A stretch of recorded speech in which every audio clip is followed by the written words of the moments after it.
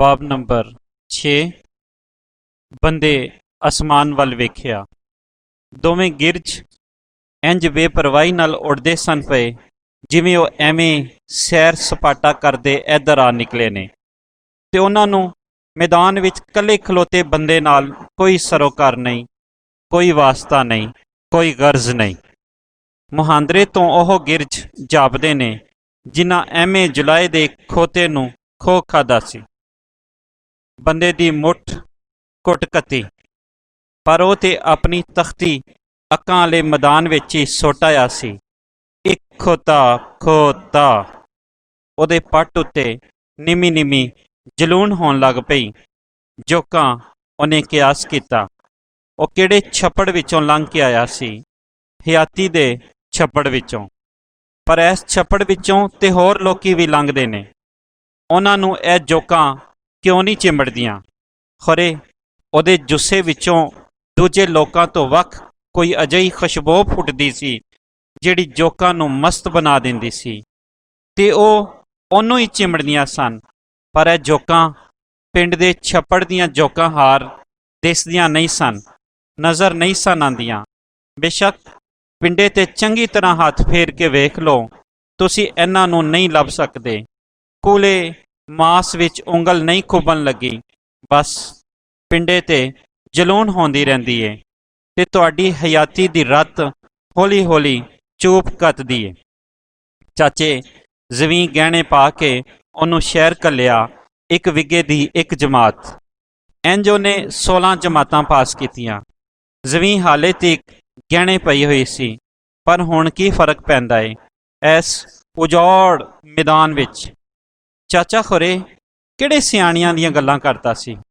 ਜੇ ਉਹਨੇ ਰੱਜ ਮਿਹਨਤ ਵੀ ਕੀਤੀ, ਇਰਾਦਾ ਵੀ ਪੱਕਾ ਰੱਖਿਆ, ਪਰ ਸੂਰਜ ਤੇ ਵੱਖ ਰਹਿ ਗਿਆ। ਉਹਦੇ ਕੋਲੋਂ ਤੇ ਉਸ ਜਹਾਨ ਦੀਆਂ ਕਮੀਨੀਆਂ ਲੋੜਾਂ ਵੀ ਨਾ ਫੜੀਆਂ ਗਈਆਂ। ਰੋਟੀ ਕਪੜਾ ਤੇ ਮਕਾਨ ਜੀਆਂ ਕਮੀਨੀਆਂ ਲੋੜਾਂ, ਨਿਰੀ ਡਿਗਰੀ ਤੇ ਅਜਿਹਾ ਬੇਮੁਰਾਦ ਕਾਗਜ਼ ਤੇ ਜਿਹੜਾ ਨਿਰਾ ਹਲਦੀ ਲੂਣ ਬੰਨਣ ਦੇ ਕੰਮ ਹੀ ਆ ਸਕਦਾ। ਜਦੋਂ ਤਾਈ ਇਸ ਕਾਗਜ਼ ਨਾਲ ਰਿਸ਼ਵਤ, ਮਕਰ, ਝੂਠ ਤੇ ਖੁਸ਼ਾਮਦ ਦੇ ਖੰਭ ਲਾ ਕੇ ਉੱਚੀ ਟੀਸ਼ੀ ਵਾਲੇ ਕੋਠੇ ਤੇ ਨਾ ਚੜਿਆ, ਇਹ ਨਹੀਂ ਉੱਡਦਾ। ਮਿਹਨਤ, ਕਾਬਲੀਅਤ ਤੇ ਸੱਚ ਉਸ ਜਹਾਨ ਅੰਦਰ ਨਿਰੇ ਪੱਥਰ ਦੇ ਖੰਭ ਨੇ, ਜਿਨ੍ਹਾਂ ਨੂੰ ਖਿਲਾਰੋ ਤੇ ਬੰਦਾ ਉਡਾਰੀ ਨਹੀਂ ਮਾਰ ਸਕਦਾ, ਕਿਧਰੇ ਵੀ ਨਹੀਂ ਜਾਂਦਾ, ਇੱਕੋ ਥਾਂ ਖਲੋਤਾ ਰਹਿੰਦਾ ਹੈ, ਕਲਮ ਕੱਲਾ। ਪਰ ਇਸ ਗੱਲ ਦਾ ਚਾਨਣ ਉਹਨੂੰ ਉਦੋਂ ਹੋਇਆ ਜਦੋਂ ਵੇਲਾ ਲੰਘ ਗਿਆ ਸੀ। ਪਹਿਲਾਂ ਉਹਦਾ ਅੰਦਰ ਸਬੂਤਾ ਸੀ। ਉਹਨੂੰ ਆਪਣੀ ਅਕਲ ਤੇ ਕਾਬਲੀਅਤ ਤੇ ਮਾਣ ਸੀ। ਉਹ ਸਮਝਦਾ ਸੀ ਭਈ ਉਹ ਉਡਾਰੀ ਮਾਰ ਸਕਦਾ ਹੈ। ਉਹਨੇ ਮੁਕਾਬਲੇ ਦਾ ਇਮਤਿਹਾਨ ਦਿੱਤਾ ਉੱਚੀਆਂ ਸਰਕਾਰੀ ਨੌਕਰੀਆਂ ਲਈ। ਨਤੀਜਾ ਨਿਕਲਿਆ ਤੇ ਉਹਦਾ ਨਾਂ ਪਾਸ ਹੋਣ ਵਾਲਿਆਂ ਪਹਿਲਿਆਂ 10 ਬੰਦਿਆਂ ਵਿੱਚ ਸੀ। ਪਰ ਹਾਲੀ ਨੌਕਰੀ ਤੇ ਉਹਦੇ ਵਿਚਕਾਰ ਇੰਟਰਵਿਊ ਦਾ ਡੂੰਘਾ ਖੂਹ ਸੀ। ਯਾਰਾਂ ਸਲਾਹ ਦਿੱਤੀ, ਸਵਾਲਾਂ ਦੇ ਜਵਾਬ ਉਹ ਦੇਵੀਂ ਜਿਹੜੇ ਇੰਟਰਵਿਊ ਲੈਣ ਵਾਲੇ ਸੁਣਨਾ ਚਾਹੁੰਦੇ ਨੇ। ਉਹਨਾਂ ਦੀ ਹਰ ਗੱਲ ਮੰਨੀ। ਵਿਚਕਾਰ ਤੁਸੀਂ ਠੀਕ ਆਖਦੇ ਹੋ ਸਰ, ਤੁਸੀਂ ਸੱਚ ਆਖਿਆ ਸਰ ਦਾ ਵਜ਼ੀਫਾ ਕਰੀ। ਵਾਰਿਸ ਸ਼ਾਹ, ਬੁੱਲੇ ਸ਼ਾਹ, ਮੀਆਂ ਮੁਹੰਮਦ ਤੇ ਸ਼ਾਹ ਹੁਸੈਨ ਦਾ ਭੁੱਲ ਕੇ ਵੀ ਜ਼ਿਕਰ ਨਾ ਕਰੀ। ਸਾਰਤਰ, ਜੇਮਸ ਜਾਇਸ, ਈਲੀਅਟ ਤੇ ਹਕਸਲੇ ਦੀ ਮਾਲਾ ਗੱਲ ਵਿੱਚ ਪਾ ਕੇ ਜਾਈ। ਇਹ ਮੁਲਕ ਮਜ਼ਹਬ ਦੇ ਨਾਂ ਤੇ ਬਣਿਆ ਏ। ਮਜ਼ਹਬ ਦਾ ਨਾਰਾ ਸੰਗ ਪਾੜ ਕੇ ਮਾਰੀ, ਤੇ ਮੁੱਢਲੀ ਗੱਲ ਅੰਦਰ ਤੇ ਭੇਤ ਨਾ ਖੋਲੀ, ਸੱਚ ਦੇ ਪਖੇਰੂ ਨੂੰ ਢਕਿਆ ਰਹਿਣ ਦੇਈ। ਉਹ ਇੰਟਰਵਿਊ ਦੇਣ ਲਈ ਦਫ਼ਤਰ ਵਿੱਚ ਵੜਦਿਆਂ ਹੀ ਯਾਰਾਂ ਦੀਆਂ ਸਭੇ ਮੱਤਾਂ ਭੁੱਲ ਗਿਆ ਤੇ ਚਾਚੇ ਦੀ ਗੱਲ ਯਾਦ ਰੱਖੀ ਸੀ, ਜੇ ਬੰਦਾ ਰੱਜ ਕੇ ਮਿਹਨਤ ਕਰੇ ਇਰਾਦਾ। ਇੰਟਰਵਿਊ ਸ਼ੁਰੂ ਹੋਇਆ ਤੇ ਉਹਦੇ ਸਾਹਮਣੇ 4 ਬੰਦੇ ਸਨ। ਜਿਉਂ-ਜਿਉਂ ਵੇਲਾ ਲੰਘਿਆ, ਉਹਨੇ ਸਵਾਲਾਂ ਦੇ ਹੱਕੀ ਜਵਾਬ ਦਿੱਤੇ ਤੇ ਉਹਨਾਂ ਬੰਦਿਆਂ ਦੇ ਕੱਪੜੇ ਖੰਭਾਂ ਹਾਰ ਖਿਲਰਨ ਲੱਗ ਪਏ। ਧੌਣਾਂ ਲੰਮੀਆਂ ਤੇ ਗੰਜੀਆਂ ਹੋ ਗਈਆਂ, ਨੱਕ ਬਰੀਕ ਹੁੰਦੇ ਹੁੰਦੇ ਚੁੰਝਾਂ ਬਣ ਕੇ ਲਿਸ਼ਕਣ ਲੱਗ ਪਏ। ਉਹ ਚਾਰੇ ਹੁਣ ਗਿਰਝ ਸਨ। ਇੰਝ ਜਾਪਦਾ ਸੀ ਜਿਵੇਂ ਉਹ ਸਵਾਲ ਨਹੀਂ ਪੁੱਛ ਰਹੇ, ਉਹਨੂੰ ਖੋ ਖਾਨ ਦਾ ਚਾਰਾ ਪੇ ਕਰਦੇ ਨੇ। ਇੱਕ ਖੋਤਾ ਖੋਤਾ, ਚਾਰ ਗਿਰਜ ਗਿਰਜ। ਅਖੀਰਲਾ ਸਵਾਲ ਦੂਜੇ ਗਿਰਜ ਕੀਤਾ, ਤੁਹਾਡਾ ਵਿਆਹ ਨਹੀਂ ਹੋਇਆ? ਫਿਰ ਤੁਸੀਂ ਆਪਣੀ ਜਿਨਸੀ ਲੋੜਾਂ ਬਾਰੇ ਕੀ ਕਰਦੇ ਹੋ? ਮੈਂ ਇਹ ਲੋੜਾਂ ਪੂਰੀਆਂ ਕਰ ਲੈਣਾ, ਉਹਨੇ ਜਵਾਬ ਦਿੱਤਾ। ਸਾਰੀਆਂ ਗਿਰਜਾਂ ਚੀਕ ਚੀਕ ਕੇ ਅੱਤ ਚਾ ਲਈ, ਮੱਥਿਆਂ ਤੇ ਮੁੜਕਾ ਚੋਣ ਲੱਗ ਪਿਆ ਤੇ ਮੂੰਹ ਲਾਲ ਸੂਏ ਹੋ ਗਏ। ਇਹਦਾ ਮਤਲਬ ਹੈ ਤੁਸੀਂ ਜ਼ਨਾ ਕਰਦੇ ਹੋ। ਦੂਜੇ ਗਿਰਜ ਦੇ ਮੂੰਹ ਵਿੱਚੋਂ ਰਾਲ ਦਾ ਤੁਬਕਾ ਡਿੱਗਾ। ਇਸ ਗਿਰਜ ਇੰਟਰਵਿਊ ਭੁਗਤਾ ਕੇ ਆਪਣੀ ਟਾਈਪਿਸਟ ਨੂੰ ਮਨਸੂਬਾਬੰਦੀ ਦੇ ਦਫ਼ਤਰ ਲੈ ਕੇ ਜਾਣਾ ਸੀ। ਜੋ ਕੁਝ ਉਹਦੇ ਅੰਦਰ ਸੁੱਟਿਆ ਸੀ ਉਹਨੂੰ ਬਾਹਰ ਕਢਾਉਣ ਲਈ। ਮੈਂ ਤੇ ਸਿਰਫ ਤੁਹਾਡੇ ਸਵਾਲ ਦਾ ਹੱਕੀ ਜਵਾਬ ਦਿੱਤਾ ਹੈ, ਬੰਦੇ ਸਿਰ ਉੱਚਾ ਕਰਕੇ ਆਖਿਆ। ਜਿਹੜੀ ਸੁਆਣੀ ਤੁਹਾਡੇ ਨਿਕਾਹ ਵਿੱਚ ਨਾ ਹੋਵੇ ਉਹਦੇ ਨਾਲ ਜਿਨਸੀ ਲੋੜਾਂ ਪੂਰੀਆਂ ਕਰਨਾ ਜ਼ਨਾ ਨਹੀਂ ਤੇ ਹੋਰ ਕੀ ਏ? ਸਾਰੀਆਂ ਗਿਰਜਾਂ ਦੁਹਾਈ ਪਾਈ। ਇਹਨਾਂ ਵਿੱਚੋਂ ਇੱਕ ਗਿਰਜ ਛੇਤੀ ਛੇਤੀ ਦੂਜੇ ਗਿਰਜ ਦੇ ਘਰ ਅਪੜਨਾ ਸੀ, ਉਹਦੀ ਜਵਾਨ ਸਵਾਨੀ ਦੀਆਂ ਲੋੜਾਂ ਪੂਰੀਆਂ ਕਰਨ ਲਈ, ਨੌਕਰੀ ਤੇ ਪ੍ਰਮੋਸ਼ਨ ਪੱਕਾ ਕਰਨ ਲਈ। ਜੇ ਦੂਜਾ ਗਿਰਜ ਉਹਦਾ ਬਾਸ ਸੀ। ਇੱਕ ਮਜ਼ਹਬੀ ਮੁਲਕ ਦੀ ਅਫਸਰਸ਼ਾਹੀ ਵਿੱਚ ਤੁਹਾਡੇ ਜੇ ਬੰਦੇ ਉੱਕਾ ਨਹੀਂ ਰੱਖੇ ਜਾ ਸਕਦੇ। ਨਤੀਜਾ ਨਿਕਲਿਆ ਤੇ ਉਹ ਫੇਲ ਸੀ। ਦੂਜੇ ਮਹੀਨੇ ਉਹਨੂੰ ਇੱਕ ਪ੍ਰਾਇਮਰੀ ਸਕੂਲ ਵਿੱਚ ਨਾਇਬ ਮੁਦਰਸ ਦੀ ਨੌਕਰੀ ਲੱਭ ਗਈ। ਤੁਸੀਂ ਦੱਸੋ, ਜੇ 200 ਰੁਪਏ ਮਹੀਨੇ ਵਿੱਚ ਉਹ ਚਾਚੇ ਦੀ ਜ਼ਮੀਨ ਕਿਵੇਂ ਗਹਿਣਿਓਂ ਛਡਾਂਦਾ? ਇਹ ਗਿਰਜਾਂ ਦਾ ਪਹਿਲਾ ਹੱਲਾ ਸੀ। ਹਯਾਤੀ ਦੇ ਛੱਪੜ ਵਿੱਚੋਂ ਲੰਘਦਿਆਂ ਚਿੰਬੜਨ ਵਾਲੀਆਂ ਪਹਿਲੀਆਂ ਜੋਕਾਂ। ਚਿੱਟੀ ਕੰਧ, ਇੱਕ ਚਿੱਟੀ ਕੰਧ। ਵਿਰਾਨੇ ਵਿੱਚ ਇੱਕ ਨਵੀਂ ਸਵੇਰ ਫੁੱਟੀ ਤੇ ਬੰਦੇ ਨੇ ਵੇਖਿਆ ਉਹਦੇ ਸਾਹਵੇਂ ਜ਼ਮੀਨ ਤੋਂ ਸ਼ੁਰੂ ਹੋ ਕੇ ਅਰਸ਼ਾਂ ਤੀਕ ਇੱਕ ਕੰਧ ਖਲੋਤੀ ਹੋਈ ਏ। ਇੱਕ ਚਿੱਟੀ ਕੰਧ। ਬੰਦੇ ਦੇ ਜੁੱਸੇ ਵਿੱਚੋਂ ਮੁੜਕੇ ਦੇ ਸ਼ਰਲਾਟੇ ਛੁੱਟ ਪਏ। ਇਹ ਕੰਧ ਇੱਥੇ ਵੀ ਆ ਗਈ ਏ? ਪਰ ਇਹ ਨਹੀਂ ਹੋ ਸਕਦਾ, ਇਹ ਅਨਹੋਣੀ ਗੱਲ ਏ। ਇਸ ਵਿਰਾਨੇ ਵਿੱਚ ਮੈਨੂੰ ਕਿਸੇ ਕੰਧ ਦੀ ਲੋੜ ਨਹੀਂ। ਇਹਨਾਂ ਕੰਧਾਂ ਤੋਂ ਨੱਸ ਕੇ ਤੇ ਮੈਂ ਇੱਥੇ ਆਇਆ ਸਾਂ। ਜ਼ਮੀਨ ਦੀ ਕੁੱਖ ਵਿੱਚੋਂ ਫਟ ਕੇ ਨਿਕਲਦੀ, ਅਰਸ਼ਾਂ ਦੇ ਸੀਨੇ ਵਿੱਚ ਖੁੱਭਦੀ ਇੱਕ ਕੰਧ, ਇੱਕ ਚਿੱਟੀ ਕੰਧ। ਇਹ ਇੱਥੇ ਵੀ ਆ ਗਈ? ਬੰਦੇ ਨੂੰ ਯਕੀਨ ਨਾ ਆਇਆ। ਇਹ ਤੇ ਮੇਰੇ ਨਿੱਕੇ ਜਿਹੇ ਕਮਰੇ ਵਿੱਚ ਦੂਜੀਆਂ 3 ਕੰਧਾਂ ਦੇ ਆਸਰੇ ਨਾਲ ਖਲੋਤੀ ਹੋਈ ਸੀ। ਮੈਨੂੰ ਦਿਨੇ ਰਾਤੇ ਆਪਣੀਆਂ ਚਿੱਟੀਆਂ ਅੰਨੀਆਂ ਅੱਖਾਂ ਨਾਲ ਵੇਖਦੀ ਰਹਿੰਦੀ ਸੀ। ਉਸ ਜਹਾਨ ਵਿੱਚ ਤੇ ਇਹ ਮੇਰੀ ਬੇਲੀ ਸੀ, ਪਰ ਇਸ ਵਿਰਾਨੇ ਵਿੱਚ ਮੈਨੂੰ ਇਹਦੀ ਉੱਕਾ ਲੋੜ ਨਹੀਂ। ਫਿਰ ਵੀ ਇਹ ਮੇਰੇ ਸਾਹਵੇਂ ਆ ਖਲੋਤੀ ਏ। ਹੁਣ ਕਿਹੜੇ ਰਾਹ ਡੱਕਣੇ ਸੂ? 2 ਮੰਜੀਆਂ, ਕਿਤਾਬਾਂ ਦਾ ਇੱਕ ਸ਼ੈਲਫ, ਇੱਕ ਘਰ ਗ੍ਰਸਤੀ ਦਾ ਭਾਂਡਾ ਟਿੰਡਰ, ਸਾਰਾ ਕੁਝ ਉਸ ਨਿੱਕੇ ਜਿਹੇ ਕਮਰੇ ਵਿੱਚ ਮੇਰੇ ਆਲੇ ਦੁਆਲੇ ਖਿਲਰਿਆ ਹੁੰਦਾ ਸੀ। ਰਾਤੀ ਅੱਖੀਆਂ ਮੀਟਦਿਆਂ ਅਖੀਰਲੀ ਸੂਰਤ ਇਹ ਚਿੱਟੀ ਕੰਧ ਹੁੰਦੀ। ਦੂਜੀਆਂ 3 ਕੰਧਾਂ ਵਿੱਚ ਬੂਹੇ ਬਾਰੀਆਂ ਫਟ ਪਾਏ ਹੋਏ ਸਨ। ਤਖਤੀ ਸਾਫ਼ ਹੋਵੇ ਤਾਂ ਹੀ ਉਹਦੇ ਖਿਆਲਾਂ ਦੇ ਪੂਰਨੇ ਪੈਂਦੇ ਨੇ ਤੇ ਸਵੇਰੇ ਜਾਗ ਆਉਂਦੀ ਏ ਤੇ ਇਹੋ ਚਿੱਟੀ ਕਫਨ ਚਾਦਰ ਨਜ਼ਰੀ ਪੈਂਦੀ। ਮੇਰੀ ਘਰ ਵਾਲੀ ਨੂੰ ਖਰੇ ਕਿਵੇਂ ਪਤਾ ਲੱਗ ਜਾਂਦਾ ਏ ਭਈ ਮੇਰੀਆਂ ਅੱਖਾਂ ਵਿੱਚੋਂ ਨੀਂਦਰ ਦੇ ਪਖੇਰੂ ਉੱਡ ਗਏ ਨੇ, ਮੈਂ ਜਾਗਦਾ ਹਾਂ। ਉਹਦਾ ਮੂੰਹ ਹਾਈ ਫਾਈ ਦੇ ਇੱਕ ਸਪੀਕਰ ਹਾਰ ਖੁੱਲ੍ਹ ਜਾਂਦਾ ਏ। ਤੁਹਾਡੀ ਤਨਖਾਹ ਵਿੱਚ ਘਰ ਦਾ ਖਰਚਾ ਨਹੀਂ ਟੁਰਦਾ? ਬਾਲਾਂ ਲਈ ਦੁੱਧ ਕਿਦੋਂ ਤੀਕ ਉਧਾਰ ਆਵੇਗਾ? ਖੰਡ ਵੀ ਚਾਹੀਦੀ ਏ, ਪਾਲਾ ਵੱਧਦਾ ਏ ਪਿਆ। ਬਾਲਾਂ ਲਈ ਘੱਟੋ ਘੱਟ 4 ਸਵੈਟਰਾਂ ਦੀ ਲੋੜ ਏ। ਭਾਵੇਂ ਚਿੱਟੀ ਚਮੜੀ ਵਾਲਿਆਂ ਦੇ ਉਤਰਨ ਹੋਵੇ, ਫਿਰ ਵੀ 50 ਰੁਪਇਆਂ ਤੋਂ ਘੱਟ ਨਹੀਂ ਚਾਹੀਦੇ। ਭੈਣ ਦੇ ਵਿਆਹ ਤੇ ਮੈਂ ਜੋੜਾ ਵੀ ਦੇਣਾ ਹੈ। ਮੈਂ ਕੰਮ ਕਰ ਕਰਕੇ ਲਿੱਸੀ ਹੋ ਗਈ ਹਾਂ। ਡਾਕਟਰ ਨੇ ਤਾਕਤ ਦੇ ਟੀਕੇ ਲਿਖ ਦਿੱਤੇ ਨੇ, ਉਹੀ ਚਾਹੀਦੇ ਨੇ। 50 ਰੁਪਏ ਕਮੇਟੀ ਦੇ ਵੀ ਅੱਜ ਹੀ ਦਿਓ। ਘਰ ਮੁੜਦਿਆਂ ਸੂਜੀ ਲੈ ਕੇ ਆਇਓ। ਘਰ ਮੁੜਦਿਆਂ ਸੂਜੀ ਲੈ ਕੇ ਆਇਓ। ਪਿਛਲੇ 3 ਮਹੀਨਿਆਂ ਤੋਂ ਮਿੱਠਾ ਨਹੀਂ ਚਾੜਿਆ, ਬਾਲ ਅੜੀ ਕਰਦੇ ਨੇ।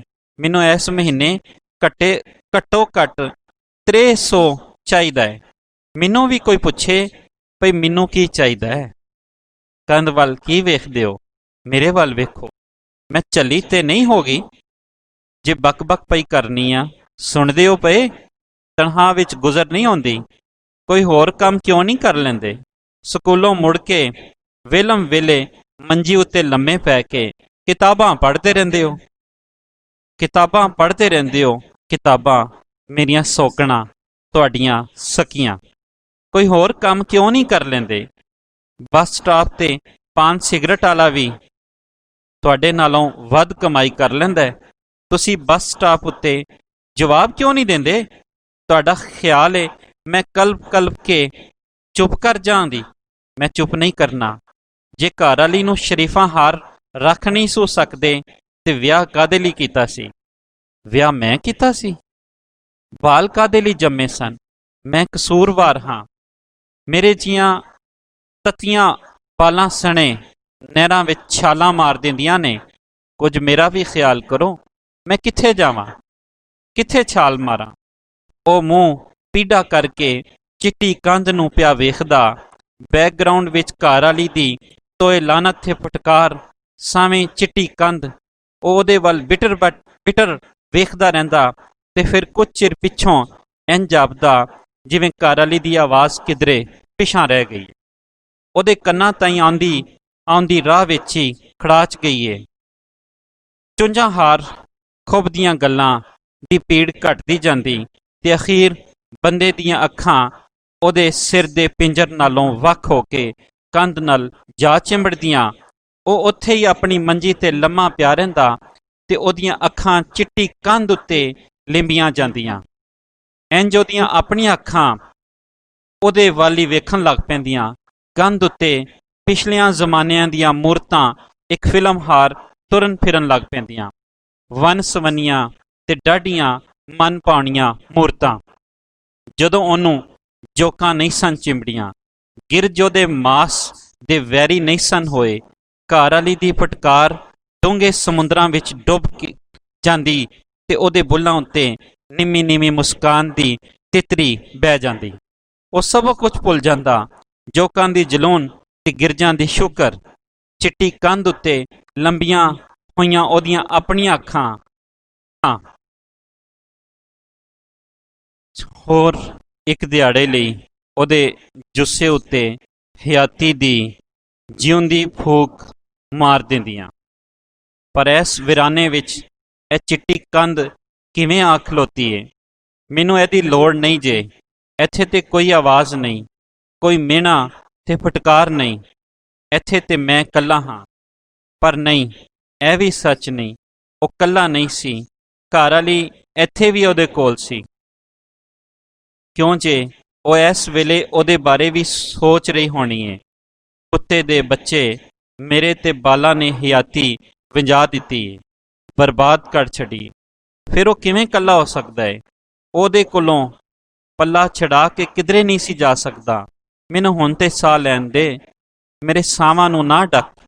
ਮੇਰੇ ਜੁੱਸੇ ਉੱਤੇ ਜੇ ਤੂੰ ਠੰਡੀ ਹਵਾ ਵਾਲਾ ਪੱਖਾ ਬਣ ਕੇ ਨਹੀਂ ਝੁੱਲ ਸਕਦੀ ਤੇ ਐਗਜ਼ਾਸਟ ਫੈਨ ਵੀ ਤੇ ਨਾ ਬਣ, ਜਿਹੜਾ ਮੇਰੇ ਸਾਹਾਂ ਨੂੰ, ਮੇਰੇ ਰਹਿੰਦੇ ਖੋਂਦੇ ਸਾਹਾਂ ਨੂੰ ਇੱਕੋ ਵਾਰੀ ਚੂਪ ਕੇ ਹਯਾਤੀਓਂ ਬਾਹਰ ਚਾ ਸੁੱਟੇ। ਖਰੇ ਉਹ ਹਾਲੇ ਵੀ ਉਸੇ ਕਮਰੇ ਵਿੱਚ ਕੈਦ ਸੀ, ਉਸੇ ਚਿੱਟੀ ਕੰਧ ਵੱਲ ਮੂੰਹ ਕਰਕੇ ਲੰਮਾ ਪਿਆ ਹੋਇਆ ਸੀ, ਜਿਹੜੀ ਉਹਦੀ ਸੱਜਣ ਸੀ।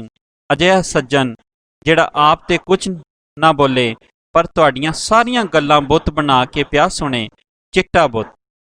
ਉਹ ਕੁਝ ਖਾਧਿਓਂ ਪੀਤਿਓਂ ਬਗੈਰ ਕੰਨ ਲਵੇਟ ਕੇ ਘਰੋਂ ਬਾਹਰ ਨਿਕਲਦਾ ਤੇ ਸਾਈਕਲ ਤੇ ਚੜ੍ਹ ਕੇ ਸਕੂਲੇ ਟੁਰ ਜਾਂਦਾ। ਪੁੱਤਰ, ਉਹ ਕੁਝ ਖਾਧਿਓਂ ਪੀਤਿਓਂ ਬਗੈਰ ਕੰਨ ਲਵੇਟ ਕੇ ਘਰੋਂ ਬਾਹਰ ਨਿਕਲਦਾ ਤੇ ਸਾਈਕਲ ਤੇ ਚੜ੍ਹ ਕੇ ਸਕੂਲੇ ਟੁਰ ਜਾਂਦਾ। 8ਵੀਂ-10ਵੀਂ ਦਿਨੀ ਪਿੰਡੋਂ ਚਾਚੇ ਦਾ ਖੱਤ ਆਉਂਦਾ। ਪੁੱਤਰ, ਮੈਨੂੰ ਤਾਪ ਚੜ੍ਹਦਾ ਏ। ਤੇਰੀ ਬੇਬੇ ਨੂੰ ਖੰਘ ਆਉਂਦੀ ਏ। ਜ਼ਮੀਨ ਛੁਡਾਉਣ ਦਾ ਸਰਬੰਧ ਕਰ। ਕੋਈ ਹੀਲਾ ਕਰ। ਕੁਝ ਪੈਸੇ ਘੱਲ। ਆਪਣੀ ਨੇਕ ਕਮਾਈ ਵਿੱਚੋਂ ਜ਼ਕਾਤ ਹੀ ਕੱਢ ਕੇ ਘੱਲ। ਸਾਡੇ ਕੋਲ ਤੇ ਲੱਸੀ ਰੋਟੀ ਤੋਰਨ ਲਈ ਵੀ ਪੈਸੇ ਕੋਈ ਨਹੀਂ। ਨੇਕ ਕਮਾਈ। ਉਹ ਖੱਤ ਪੜ੍ਹ ਕੇ ਪਾਗਲਾਂ ਹਾਰ ਹੱਸਣ ਲੱਗ ਪੈਂਦਾ ਤੇ ਸਿਰ ਹਿਲਾਉਂਦਾ ਰਹਿੰਦਾ। ਸਕੂਲੋਂ ਛੁੱਟੀ ਤੇ 2 ਵਜੇ ਹੋ ਜਾਂਦੀ, ਪਰ ਉਹ ਸ਼ਾਮ ਤੀਕਰ ਵੇਲਾ ਟਪਾਉਣ ਲਈ ਇੱਕ ਅਜਿਹੇ ਚੁਰਾਹੇ ਵਿੱਚ ਖਲੋਤਾ ਰਹਿੰਦਾ ਜਿੱਥੋਂ ਸ਼ਹਿਰ ਦੇ ਸਾਰੇ ਜਨਾਜ਼ੇ ਲੰਘ ਕੇ ਕਬਰਸਤਾਨ ਵੱਲ ਜਾਂਦੇ ਸਨ। ਹੁਣ ਉਹ ਜਨਾਜ਼ਿਆਂ ਦਾ ਐਕਸਪਰਟ ਹੋ ਗਿਆ ਸੀ। ਜੇ 4 ਬੰਦੇ ਪਾਟੀ ਚਾਦਰ ਵਿੱਚ ਲਵੇਟੇ ਕਿਸੇ ਮੁਰਦੇ ਨੂੰ ਮੰਜੀ ਤੇ ਇੰਝ ਹੀ ਚਾਈ ਜਾਣ ਜਿਵੇਂ ਉਹ ਲਾਸ਼ ਨੂੰ ਸੜਕਾਂ ਤੇ ਧਰੂੰਦੇ ਨੇ, ਤੇ ਫਿਰ ਉਹ ਜ਼ਰੂਰ ਕੋਈ ਮੰਗਤਾ ਸੀ ਜਿਹੜਾ ਰਾਤੀਂ ਪਾਲੇ ਨਾਲ ਆਕੜ ਕੇ ਮਰ ਗਿਆ, ਜਾਂ ਕੋਈ ਕਾਮਾ ਜਿਹਦਾ ਲੱਗਦਾ ਲਾਣਾ ਕੋਈ ਨਹੀਂ ਸੀ ਤੇ ਉਹ ਕਿਸੇ ਮਸ਼ੀਨ ਵਿੱਚ ਆ ਕੇ ਪੀ ਕੱਤਾ। ਉਹ ਇੱਕ ਵਾਰੀ ਇੱਕ ਅਜਿਹੇ ਕਾਮੇ ਦੇ ਜਨਾਜ਼ੇ ਪਿੱਛੇ ਉਂਝੇ ਟੁਰ ਪਿਆ। ਮੰਜੀ ਚਾਹਣ ਵਾਲੇ ਉਹਨੂੰ ਮੁੜ ਵੇਖਦੇ ਸਨ ਪਏ, ਇਹ ਇਕੱਲਾ ਸਾਕ ਕਿੱਧਰੋਂ ਆ ਗਿਆ। ਫਿਰ ਜਦੋਂ ਕਬਰਗੁਸਤਾਨ ਵਿੱਚ ਅੱਪੜ ਕੇ ਲਾਸ਼ ਨੂੰ ਇੱਕ ਟੋਏ ਵਿੱਚ ਸੁੱਟਣ ਲੱਗੇ ਤੇ ਉਹਨੇ ਆਖਿਆ, ਮੈਨੂੰ ਇਹਦਾ ਮੂੰਹ ਤੇ ਵਿਖਾਓ। ਕਾਰਪੋਰੇਸ਼ਨ ਦੇ ਚੂੜਿਆਂ ਨੇ ਜਿਹੜੇ ਚਟੋਪਟ ਉਹਦੇ ਤੇ ਮਿੱਟੀ ਪਾ ਕੇ ਆਪਣੇ ਆਪਣੇ ਘਰ ਜਾਣਾ ਚਾਹੁੰਦੇ ਸਨ, ਆਪਣੇ ਮੱਥਿਆਂ ਤੇ ਵੱਟ ਪਾਏ ਤੇ ਉਹਦੇ ਮੂੰਹ ਉੱਤੋਂ ਚਾਦਰ ਲਾ ਦਿੱਤੀ। ਮੂੰਹ ਖਰੇ ਇਹ ਲਾਸ਼ ਦਾ ਮੂੰਹ ਸੀ ਜਾਂ ਜੁੱਸੇ ਦਾ ਹੋਰ ਕੋਈ ਹਿੱਸਾ। ਨਿਰਾ ਮਾਸ ਦਾ ਖੋਬਾ ਸੀ ਜਿਹਦੇ ਵਿੱਚ ਅੱਖਾਂ, ਨੱਕ ਤੇ ਕੰਨ ਚਿੱਕੜਹਾਰ ਪੱਧਰੇ ਹੋਏ ਸਨ। ਖਰੇ ਇਹ ਉਹਦਾ ਢਿੱਡ ਸੀ, ਇੱਕ ਕਾਮੇ ਦਾ ਢਿੱਡ। ਉਹ ਨਾ ਚਿੱਟਾ ਸੀ ਤੇ ਨਾ ਕਾਲਾ। ਉਹਦੇ ਖੂਨੋ ਖੂਨ ਮੂੰਹ ਤੋਂ ਇਹ ਵੀ ਨਹੀਂ ਸੀ ਪੱਕ ਹੁੰਦਾ ਭਈ ਇਸ ਮੁਲਕ ਦਾ ਵਸਨੀਕ ਹੈ, ਅਫਰੀਕਾ ਦਾ ਹੈ ਜਾਂ ਅਮਰੀਕਾ ਦਾ। ਬਸ ਇੱਕ ਕਾਮੇ ਦਾ ਢਿੱਡ ਸੀ, ਮਾਸ ਦਾ ਖੋਬਾ। ਕੁਝ ਜਨਾਜ਼ਿਆਂ ਉੱਤੇ ਮਣਾ ਮੋਈ ਫੁੱਲ ਲੱਦੇ ਹੁੰਦੇ, ਮੋਤੀਏ, ਗੁੱਟੇ ਤੇ ਅਤਰ ਗੁਲਾਬ ਦੇ। ਮੁਸ਼ਕ ਮੋਟਰਾਂ ਖਲੋ ਜਾਂਦੀਆਂ, ਸਾਈਕਲਾਂ ਵਾਲੇ ਹੇਠਾਂ ਉਤਰ ਆਉਂਦੇ ਤੇ ਚੌਕ ਦਾ ਸਿਪਾਹੀ ਆਪਣੇ ਚਬੂਤਰੇ ਤੋਂ ਉਤਰ ਕੇ ਟ੍ਰੈਫਿਕ ਡੱਕ ਦਿੰਦਾ। ਇਹਨਾਂ ਜਨਾਜ਼ਿਆਂ ਪਿੱਛੇ ਖਲਕਤ ਦਾ ਇੱਕ ਹੜ੍ਹ ਹੁੰਦਾ, ਕਿਸੇ ਧਨ ਵਾਲੇ ਦਾ ਜਨਾਜ਼ਾ ਜਿਹਦਾ ਮੁਲਕ ਤੇ ਕੌਮ ਦੇ ਗਮ ਵਿੱਚ ਹਾਰਟ ਫੇਲ ਹੋ ਗਿਆ। ਅਜੇ ਜਨਾਜ਼ਿਆਂ ਵਿੱਚ ਸ਼ਾਮਲ ਲੋਕੀ ਸਿਰ ਨੀਵਾਂ ਕਰਕੇ ਇੱਕੋਂ ਥਾਂ ਨਹੀਂ ਸਨ ਟੁਰਦੇ ਰਹਿੰਦੇ, ਪੂਰੀ ਮਖਲੂਕ ਵਿੱਚ ਤੜਫਦੇ ਫਿਰਦੇ ਸਨ। ਬੜਾ ਅਫਸੋਸ ਹੈ, ਅੱਲਾ ਜੰਨਤ ਨਸੀਬ ਕਰੇ। ਮੀਆਂ ਸਾਹਿਬ ਜੇ ਲੋਕੀ ਸਾਡੇ ਤੇ ਅੰਨਦਾਤਾ ਸਨ, ਬੜਾ ਅਫਸੋਸ ਹੈ। ਤਾਂ ਜੇ ਉਹਨਾਂ ਦੀ ਹਾਜ਼ਰੀ ਪੈ ਜਾਏ ਇਹਨਾਂ ਜਨਾਜ਼ਿਆਂ ਨਾਲ, ਸਾਕਾਂ ਤੋਂ ਵੱਖ ਦੂਜੇ ਸਾਰੇ ਲੋਕੀ ਨਿਰੀ ਹਾਜ਼ਰੀ ਪਾਉਣ ਆਉਂਦੇ ਸਨ। ਉਹ ਬੱਚਿਆਂ, ਬੁੱਢਿਆਂ, ਮਾਵਾਂ, ਪਿਓਾਂ, ਭੈਣਾਂ, ਭਰਾਵਾਂ ਤੇ ਪੁੱਤਰਾਂ ਧੀਆਂ ਦੇ ਜਨਾਜ਼ਿਆਂ ਪਿੱਛੇ ਟੁਰਦਿਆਂ ਲੋਕਾਂ ਦੀਆਂ ਚਿਹਰਿਆਂ ਤੋਂ ਕਿਆਸ ਲਾਂਦਾ, ਇਹ ਪਿਓ ਹੋਣਾ ਹੈ ਜੇ ਇਹਦੇ ਕੋਲੋਂ ਤੇ ਟੁਰਿਆ ਵੀ ਨਹੀਂ ਜਾਂਦਾ, ਇਹ ਭਰਾ ਹੋਣਾ ਹੈ ਜੇ ਨੰਗੀ ਪੈਰੀ ਏ, ਇਹ ਪੁੱਤਰ ਏ ਕਾਲੀ ਐਨਕ ਪਿੱਛੇ ਅਥਰੂ ਘੇਰਦਾ ਤੇ ਇਹ ਹਾਜ਼ਰੀ ਲਵਾਉਣ ਵਾਲਾ ਹੈ। ਜੇ ਬਾਰ-ਬਾਰ ਘੜੀ ਨੂੰ ਵੇਖਦਾ ਹੈ, ਉਹ ਸੋਚਦਾ ਏ ਮੈਂ ਮਰ ਜਾਂ ਤੇ ਮੇਰੇ ਜਨਾਜ਼ੇ ਨਾਲ ਕਿਹੜੇ ਲੋਕ ਟੁਰਨਗੇ ਤੇ ਕਿੰਨੀ ਕੁ ਦੂਰ ਤੀਕ। ਵਾਲ ਕੌਣ ਖੋਵੇਦਾ, ਰੋਵੇ ਦਾ ਕਿਹੜਾ, ਕੌਣ 2-4 ਅਥਰੂ ਘੇਰ ਕੇ ਸਿਗਰਟ ਪੀਣ ਲੱਗ ਪਏਦਾ। ਕਈ ਵਾਰੀ ਚੌਕ ਵਿੱਚੋਂ ਕੋਈ ਟਾਂਗਾ ਲੰਘਦਾ ਜਿਹਦੇ ਪਿੱਛੇ ਸਿਰ ਤੇ ਰੁਮਾਲ ਲਵੇਟ ਕੇ 1-2 ਬੰਦਿਆਂ ਮੁਰਦੇ ਢੋਣ ਵਾਲੀ ਮੰਜੀ ਕੁੱਟ ਕੇ ਫੜੀ ਹੁੰਦੀ, ਉਹਨੇ ਉੱਥੇ ਖਲੇ ਖਲੋਤੇ ਹਿਸਾਬ ਲਾਣਾ ਸ਼ੁਰੂ ਕਰ ਦੇਣਾ। ਮੰਜੀ ਘਰ ਅੱਪੜ ਗਈ ਹੋਣੀ ਹੈ। ਇਸ ਵੇਲੇ ਮੁਰਦੇ ਨੂੰ ਨਵਾਉਂਦੇ ਹੋਣ ਦੇ ਪਏ, ਹੁਣ ਕਫਨ ਦੀਆਂ ਗੰਢਾਂ ਬਣ ਰਹੇ ਹੋਣ ਦੇ। ਬਸ ਅੱਧੇ ਘੰਟੇ ਪਿੱਛੋਂ ਜਿਸ ਮੋੜ ਤੋਂ ਟਾਂਗਾ ਮੁੜਿਆ ਸੀ ਉੱਥੋਂ ਕਲਮਾ ਸ਼ਹਾਦਤ ਦੀ ਆਵਾਜ਼ ਆਈ ਹੈ। ਜੇ ਅੱਧੇ ਘੰਟੇ ਵਿੱਚ ਜਨਾਜ਼ਾ ਨਾ ਦਿਸਣਾ ਤੇ ਉਹਨੇ ਖਿਆਲ ਕਰਨਾ ਜ਼ਰੂਰ ਭੈਣਾਂ ਚਿਮੜ ਗਈਆਂ ਹੋਣਗੀਆਂ, ਕਰਾਚੀਓਂ ਭਰਾ ਨਹੀਂ ਅੱਪੜ ਸਕਿਆ ਹੋਣਾ, ਕਬਰ ਲਈ ਥਾਂ ਨਹੀਂ ਮਿਲ ਰਹੀ ਹੋਣੀ, ਜਾਂ ਹੋਰੇ ਘਰ ਵਿੱਚ ਪੈਸੇ ਨਹੀਂ ਹੋਣਦੇ ਕਬਰ ਦਾ ਮੁੱਲ ਦੇਣ ਲਈ। ਉਹ ਘਰ ਮੁੜਦਾ ਤੇ ਚੁੱਪ ਕਰਕੇ ਮੰਜੀ ਤੇ ਲੰਮਾ ਪੈ ਰਹਿੰਦਾ। ਸਾਵੇਂ ਉਹਦੀ ਸੱਜਣ ਚਿੱਟੀ ਕੰਧ ਹੁੰਦੀ, ਘਰ ਵਾਲੀ ਦਾ ਟੇਪ ਰਿਕਾਰਡਰ ਚਾਲੂ ਹੋ ਜਾਂਦਾ। ਸੁਣਦੇ ਹੋ ਪਏ, ਅੱਜ ਦੁੱਧ ਵਾਲਾ ਜਵਾਬ ਦੇ ਗਿਆ ਹੈ, ਨਿੱਕੀ ਧੀ ਦੀ ਉਸਤਾਨੀ ਚੁੰਨੀ ਮੰਗ ਘੱਲੀ ਹੈ, ਪਾਸ ਕਰਨ ਦੀ ਫੀਸ। ਹਾਂਡੀ ਦਾ ਥੱਲਾ ਲੈ ਗਿਆ ਹੈ, ਨਵੇਂ 3 ਰੁਪਈਆਂ ਦੇ। ਸੁਣਦੇ ਹੋ ਪਏ, ਬੰਦੇ ਸਾਵੇਂ ਵੇਖਿਆ, ਉਹ ਉਜਾੜ ਤੇ ਸਖਣਾ ਮੈਦਾਨ, ਇੱਕ ਟੁੰਡ। ਚਿੱਟੀ ਕੰਧ ਕਿੱਧਰ ਗਈ? ਮੈਨੂੰ ਝੋਲਾ ਤੇ ਨਹੀਂ ਸੀ ਪਿਆ? ਆਹੋ, ਝੋਲਾ ਹੀ ਪਿਆ ਸੀ। ਉਹ ਕੰਧ ਤੇ ਉਸੇ ਜਹਾਨ ਵਿੱਚ ਸੀ, ਹੁਣ ਕਿਸੇ ਹੋਰ ਬੰਦੇ ਦੇ ਸਾਵੇਂ। ਉਹਦੇ ਹਾਰ ਦੇ ਕਿਸੇ ਬੰਦੇ ਦੇ ਸਾਹਮਣੇ ਜਾਂ ਖੁਰੇ ਜਹਾਨ ਦੇ ਕੁੱਲ ਬੰਦਿਆਂ ਦੇ ਸਾਹਮਣੇ।